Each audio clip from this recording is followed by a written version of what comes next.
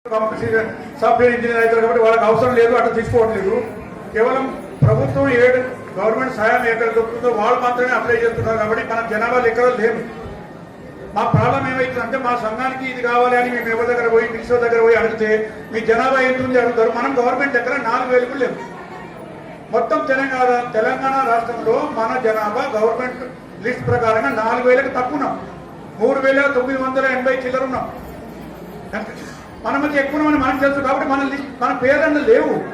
దయచేసి మీకు అందరూ విజ్ఞప్తి ఏంటంటే అవసరం ఉన్నా లేకపోయినా మీ పెద్దోళ్ళు చిన్నలు పిల్లలు ఎవరన్నా ఉన్నాయండి కులం సర్టిఫికేట్ అప్లై చేయండి. అది ఏమైతుందంటే సిస్టమ్లో అప్డేట్ అయిపోతుంది. మన కులం మన జనాభా ఎంత సిస్టమ్లో ఫీడ్ అయిపోతుంది. అరే ఈ మండల ఫలానా కులపాలు ఉన్నారు, ఇంతమంది సర్టిఫికేట్ తీసుకున్నారంటే వీళ్ళు ఉన్నారు అనేది ఒకటి తెలిసిపోతుంది. బీసీ కార్పొరేషన్ రుణాలు ఇవ్వాలన్నా కూడా వాళ్ళు అవే చూస్తాం. బీసీ కార్పొరేషన్ ఎంబీసీ కార్పొరేషన్ రుణాలు లోన్ ఇస్తారంటే 5,75,000 మంది అప్లై చేస్తారు. అందులో మన వాళ్ళు ఉన్నారు, చాలా మంది ఉన్నారు.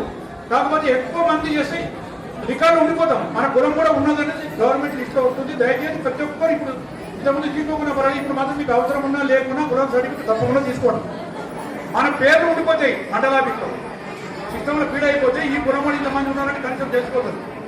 జనాభా లెక్కలో మనం వాళ్ళ గవర్నమెంట్ లిస్ట్ పెరుగుతాం. దయచేసి గమనించండి అందరూ. ధన్యవాదాలు.